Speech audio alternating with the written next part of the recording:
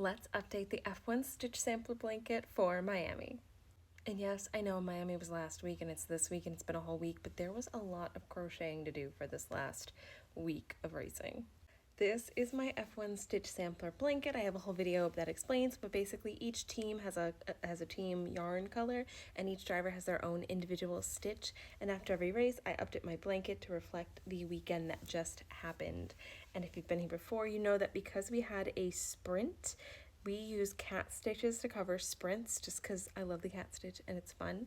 This was our first sprint, and then this is our second one. Technically, the cat stitch is in here. It starts here and it goes up to here, but because we had two McLaren winners, it's kind of blends together in a little bit. So I ended up doing Lewis Hamilton, the Ferrari, as the top row of the cat stitch, just because it like really captures, it's the most important, I think it's the most important row in the cat stitch. It really captures those kitty cat ears.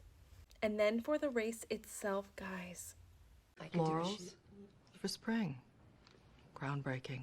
really, Piastri for driver of the day. Like, I get it, like it was a great race for him, but like it should have been Alex Albon. It just should have been, and it should have been someone interesting. So our driver of the day was double crochet for Oscar Piastri in orange, and then we had George Russell, and then we had Lando Norris, and then once again we had Oscar Piastri because my blanket doesn't have enough orange apparently.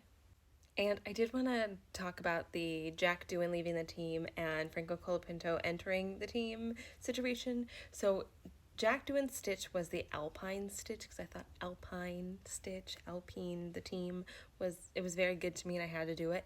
And because he never made it to the blanket, he never got a top 3 finish, he never got a driver of the day vote, that stitch was never used. So I'm just gonna hand the Alpine stitch over to Franco Colapinto, and maybe perhaps there's a situation where he gets to represent it for us on this blanket. So next weekend will find us in Imola, and I have very good feeling that we're gonna have a new stitch or color for this blanket, even if it's just driver of the day. I'm manifesting really good things for this blanket. It's going to look so much fun when it's finished. And yeah, I'll see you guys Monday, Tuesday of next week for the next blanket update.